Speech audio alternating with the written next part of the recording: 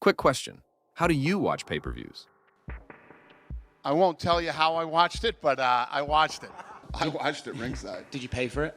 Yes. Hey, make sure they stream it illegally and don't buy the pay-per-view. It's 2025. The era of cable TV has long gone, and streaming is now the ubiquitous reality for TV, movies, music, and live sports, with its illegal counterparts growing and evolving side by side. Piracy costs the global sports industry approximately $29 billion annually, as claimed in a joint statement from the NFL, NBA, and UFC, citing this study from 2019. I have a really hard time, without any sources cited, believing tens of billions of dollars would show up in the American economy if they somehow deleted piracy. While smaller than the traditional leagues in its absolute numbers, the UFC has transformed itself from a niche, unregulated sport into a global phenomenon and a multi-billion-dollar martial arts empire, thanks in no small part to its promoter Dana White. And for more than 15 years, the UFC and Dana himself have been engaged in a personal war against illegal streamers. You know, there's this whole generation out there that grew up getting free shit on the internet. So I think everything on the internet should be free. There is a sports organization that's more fan-friendly than we are. We try to do as much as we can for the fans, you know, and then you got these guys out there saying that they think it's okay to steal our shit on the internet. Fuck you. On the other side of this equation stands the fan, a consumer who's confronted with staggering inflation, rising living costs, ever-diminishing buying power, and most notably, the absurd hiking of UFC pay-per-view prices over not that many years. From $54.99 in 2014 to $79.99 as of today, with the monthly $10.99 fee from ESPN Plus on top, the cost of being a hardcore MMA fan annually stands around $1,250, while ironically, fight night bonuses have gone down from 70 grand to 60 G's to the now default 50,000.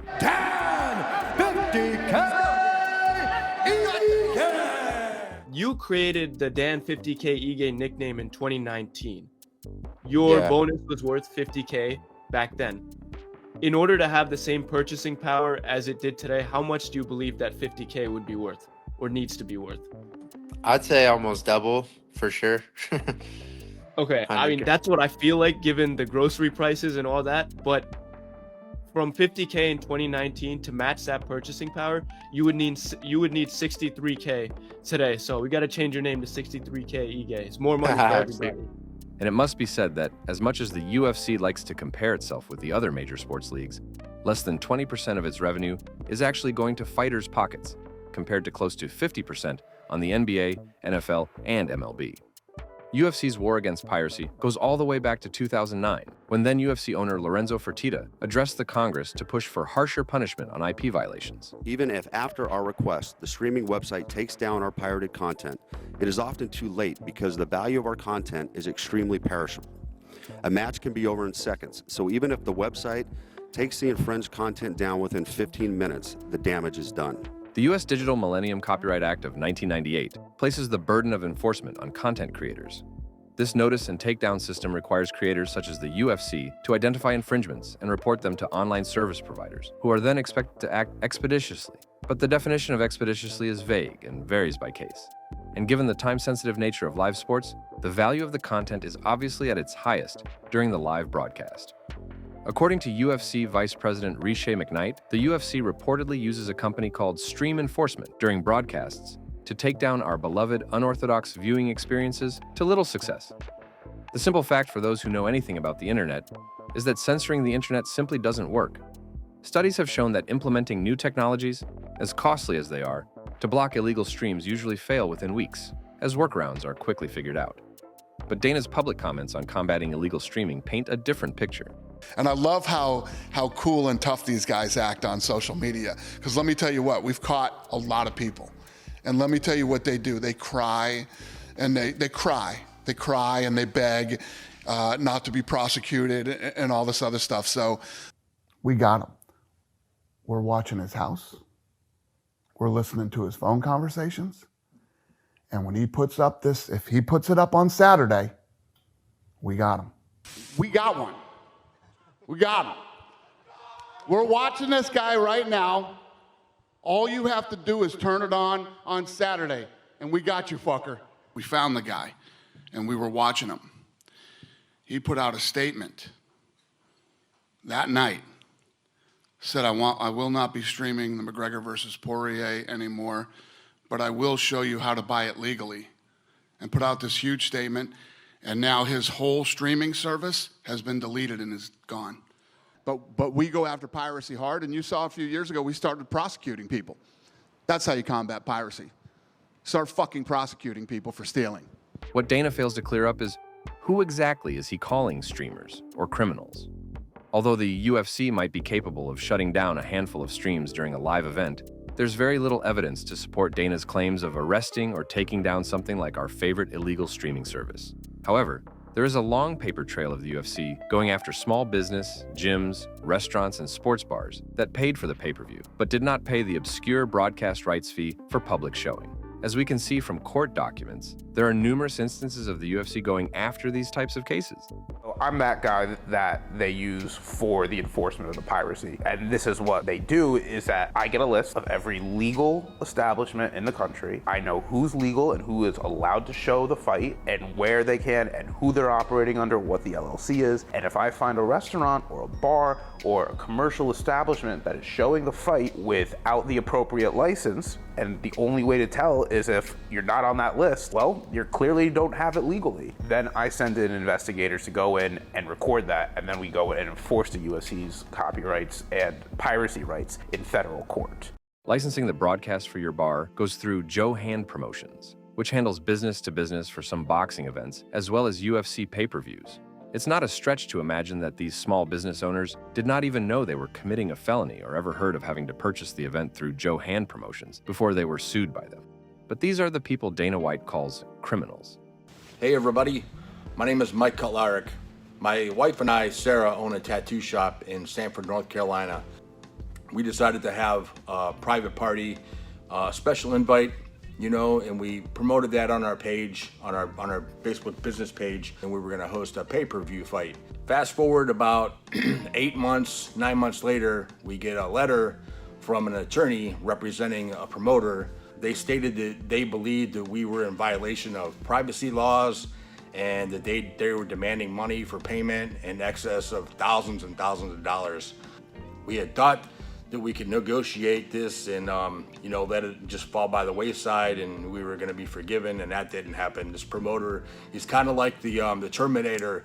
He doesn't negotiate, he doesn't bargain, they just want their money. If you're planning on having an event, at your business, at your office, or your shop, or your martial arts school, or whatever, I'm telling you right now, don't do it.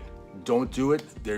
This promoter has trolls scouring the internet right now looking for events being advertised for their pay-per-view, and they're gonna find you, they're gonna come after you, and they're gonna demand money, and if you don't negotiate and pay the money they want, they're gonna take you to court. So as the court documents and testimonials show, the UFC is going after tattoo shops, BJJ schools, and bars, but clearly do not have the means or the manpower to go after the streaming services, as much as Dana wants to claim. And what happens to people who steal? You get fucking smashed and you go to jail. That's what happens to you. And I make sure that we get you. In fact, Stream East reacted to Dana's wiretapping claims on Twitter, calling out his bluff and also bringing up fighters' pay and medical insurance, finishing up by taunting UFC's head honcho.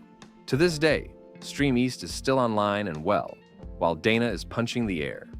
It's really important to note that you, the fight fan, is not a felon nor a criminal for simply watching an illegal stream. Despite Dana White's attempts to scare you straight, watching an illegal stream is not a crime under US law. Legislative efforts got a boost recently with the passage of the Protecting Lawful Streaming Act of 2020 that made it a felony to stream copyrighted material for profit, but the individual consuming that content cannot be prosecuted. The strike of the law comes down to hosting websites, which are weirdly Google Ads funded. But what about the fight fan? It's on ESPN app. Yeah. Buy. It's only $70. We have Russian link. You have a link? Like you don't have enough money to spend. Never paid. In a survey conducted by The Athletic in 2020, only a 10% minority claimed to buy every event, with nearly 40% of fans admitting to sailing the 7 seas instead of buying the pay-per-view, with price being the #1 factor for the decision. But more than half of the fans said they subscribe to ESPN+, meaning a good portion of fans who pirate pay-per-views are indeed legal-paying customers. It's not a stretch to assume these customers would happily agree to a slight bump in price to get rid of the pay-per-view model and have every numbered card available live. Man, what you think of the fights? I went, yeah, good. How'd you guys watch it? And it's 4 young guys, and they go, come on, man. We're not paying $80. I went, you just illegally stream? They go, yeah, I went, tons of people are doing that. But I think it's actually good for the fighters. I think it's good. It's good for their popularity, for sure. And that's all they care about because the UFC is going to pay them a finite number no matter what. Yeah, and it's probably also good for the sport that way too because more people see it, more people see how awesome it is. The more people that saw that last fight, the more people are going to recognize how, at the very best level, how fucking exciting the sport is. Because think about ESPN Plus, and when you have to buy the pay-per-view, you're limiting how many people can see that by behind these paywalls. Right. So with these illegal streams, at least for the fighter's sake, everyone can see these great matchups. Mm-hmm. And studies have shown again and again that when given a reasonable legal option for content, pirates will jump ship and go legit. But not only has ESPN increased the cost of each pay-per-view by roughly 1/3 over the past 6 years, it's also more than doubled the price of the mandatory ESPN Plus subscription. It doesn't help when paying customers are punished with blank screens, freezes, or a random years-old graphic of Pittsburgh Steelers quarterback Ben Roethlisberger. But most notably, the UFC has been jacking up the prices for a premium product that has been clearly weakening as of late. How's UFC these days and MMA? Ooh. Oh, I love this. Who the is paying $80 for a Bilal Muhammad event?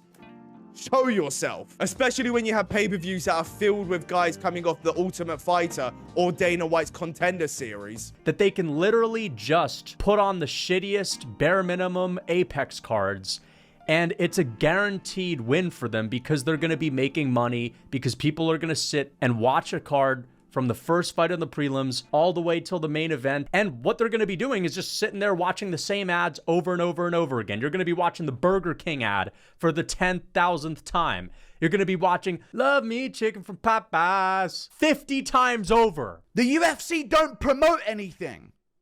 They're coasting. They've got the fans. They don't care about appeasing the fans that are already there. They've got us. We're going to watch regardless. And I am going to watch regardless. I'm fucking addicted to this. And I can't stop watching. And I hate it. But I can't stop. And they know they've got me. They know that we're addicted to this. I'll watch a shitty early prelim opener on an Apex. I don't know why. I'm going to do it though. Why? Why am I doing it? I don't know why. I don't know what I'm doing anymore. I'll just watch an Apex early prelim opener between two women. I don't care, but I'm watching. The UFC's dependence on pay-per-view revenue over the years has decreased thanks to various broadcast rights deals at home and abroad, with the current multi-tiered agreement with ESPN reported to be worth in excess of $1.5 billion. ESPN pays UFC $20 million per pay-per-view, and then they get to, whatever they pull back on the pay-per-view end, they basically get to keep. But $20 million, that's pretty fucking significant, which means they have to sell higher than 300,000 pay-per-view buys, at least on average, in order for that to be returned. And that's really not been happening. Under the current deal, UFC has no real incentive to offer anything better or more appealing to fans than that. It gets paid simply to put on these events, regardless of whether people watch them. With the inclusion of the soulless warehouse of the UFC Apex replacing the majority of what used to be fight night crowded arenas and an endless stream of top-heavy pay-per-views, it's not surprising that ESPN is not looking to renew their deal with the UFC after reporting terrible results. I think that ESPN might be frustrated with UFC. The product, the quality isn't very high. I talk to people who are close to fighters who say pay-per-view numbers are way down. The fighters getting less in pay-per-view points. That's almost like that part of their contract is almost becoming pointless because the pay-per-view buys are so much less. Like the UFC gets 300,000 pay-per-view buys as a buy-in from ESPN. There's no way that ESPN is getting 300,000 pay-per-view buys out of every pay-per-view. This has been a bad marriage in the last couple of years for both parties. UFC's frustrated with the technology that ESPN's not up to speed yet, and the UFC and ESPN is frustrated because they're not getting the pay-per-view buys that they had expected. Look, ESPN and Disney were very aggressive, if you will, on pricing the pay-per-view. And they have full control over that. We have inputs, but they have control given what they're paying us for those rights. So over the period of our partnership, as you asked, they probably went a little quicker and a little higher than we would have liked. And we voice that to them, especially in this kind of era of piracy, where we're seeing our piracy numbers really jacked up. And we think that's driven by them pricing it too high. Although pay-per-view prices are at an all-time high, studies show that pirates are routinely among the biggest purchasers of legitimate content. And when you provide these users with access to above-board options, they'll usually take you up on the proposition. Rather than painting pirates as freeloaders, studies repeatedly showed those consumers will spend more than their paying counterparts on ancillary products such as tickets and t-shirts. Pirating content often means a try-before-you-buy method, as well as being the basis of fandom in countries where that content is inaccessible or illegal. But take France, for example. In 1999, the Council of Europe advised the prohibition of what they called cage fighting, and France adhered. From 2005 up until 2020, it was illegal to broadcast or watch MMA broadcasts on French soil, rendering the sport effectively illegal. Its watershed moment came on January 1st, 2020, when the sport was finally legalized in the country. Months later, when COVID social distancing restrictions loosened, Bellator 248 was hosted in Paris. After having the tickets sold out within 2 days, the success promptly made Bellator return to France thrice more, while the UFC hosted its own 3 events in Paris, all of them also to a sold-out crowd. If prohibition and banning did anything to isolate France of mixed martial arts, it clearly did not work, thanks in no small part to piracy. For 15 years, French MMA fans relied heavily on piracy to fuel their fandom, only for the country to transform itself into one of the most lucrative markets for MMA today. France now hosts a huge number of thriving regional fights almost every weekend and has local heroes on the world stage like Benoit Saint-Denis, Cyril Gane, Cedric Doumbé, and others. For fight! So, is it possible to find a happy medium? To price the UFC's product fairly, without scamming its customers into rising prices every year, or a main event heavyweight rematch nobody asked for, or top-heavy pay-per-views filled with unranked fighters nobody knows about, cares about, or both. Again, surveys and market tests showed how combating piracy is simple as lowering the prices. For example, in Greece, businesses decided to fight piracy with pricing. 2 of the largest sports streaming services bundled their content for a small fee, giving customers access to UFC, Champions League, NBA, MotoGP, NFL, and more for around 20 euros. And then they'll adjust the pricing in that area to be more reasonable. Like maybe your take home is significantly lower, your cost of living is significantly higher. You don't have the spending money to buy something in the equivalency of American dollars of whatever it's supposed to be. They make it cheaper, piracy drops off like a rock. Obviously, those affordable prices are adjusted to fit into Greece's GDP, but the model could benefit UFC and its fans greatly, and the UFC has already been doing it. For example, since 2023, UFC Fight Pass in Brazil broadcasts all numbered cards, fight nights, the Contender Series, and its library for a flat monthly fee, meaning the end of event-based pay-per-views on that region. The UFC has also been applying the same flat fee model in India, Armenia, Turkey, the Netherlands, and on the UFC Arabia app, just to name a few. TKO Group COO Mark Shapiro is aware of the company's challenges with the ESPN broadcast deal nearing its end, and teased the possibility of dropping the pay-per-view model soon. Does it make sense to continue to have a pay-per-view model? Does it still work in your mind? Yeah, it's interesting. I mean, that's certainly, life has changed on the pay-per-view front. In the old days of obviously the cable consortium and DirecTV being such a place for pay-per-view. Look, it works for us, but we are super flexible. Linear, broadcast, streaming, pay-per-view, not pay-per-view. Remember, we own Fight Pass, which is our own proprietary platform. It's for the, super combat sports fan. Another of Dana White's business partners, Saudi boxing head honcho Turki Al-Sheikh, has a very different approach to his content, choosing to upload premium live events on YouTube the very next day, like he did with the 2 Usyk versus Fury fights. As far as pricing goes, Al-Sheikh's philosophy takes on a different route, choosing to charge less money and attract more paying customers, creating a larger fan base in the process. Do and deliver to the market the best fight with good price and make the fight that people want to see it. What I dream, the pay-per-view with good price, to make the fans happy and subscribe and watch it legally. We will try our best to deliver quality of cards and fighting with good price. And we will try all the time to stick in around 20 pounds unless than 20 pounds. While UFC's prices continue to rise, Saudi's pay-per-views are taking a more popular route, choosing to scale its product and broaden its reach rather than to operate on a huge margin of profit on every sale. And I'm not saying this lightly, without fans making edits and fans putting up stuff on YouTube and stuff on TikTok and MMA YouTubers that promote fights and talk about the fights, the UFC would genuinely be fucking irrelevant. As the year-end approaches, so does UFC's deal with ESPN. The UFC is currently shopping for a new house, rumored to be close to a deal with streaming giant Netflix for 2026, who recently dipped their toes in live sports to broadcast a boxing freak show fight between Jake Paul and Mike Tyson. It's rumored that a further division in fight cards could take place, as pay-per-views, prelims, Apex cards, and the Contender Series could all be on separate platforms, making the paying customer's life even more confusing.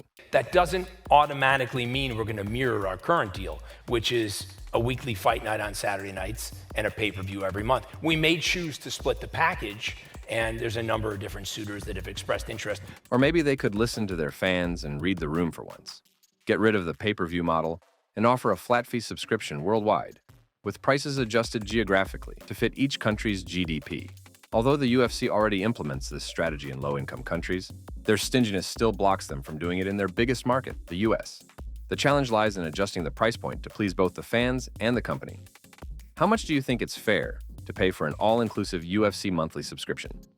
Leave your thoughts in the comments, and let's push for the end of the pay-per-view model. But until then, see you in the high seas. This is Ragdoll MMA. Thank you for watching. Like the video if you liked the video, and subscribe to the channel for more of that good stuff. If you want to further support the channel, consider joining as a member. Thank you once again. See you guys in the next one. Tito Ortiz, what happens when we die? What happens when we die? I leave a legacy behind me that I've helped people, that I've been a factor in somebody's life in a positive manner, and knowing that it was Tito Ortiz that helped me get through that hard time. That's what happens when we die.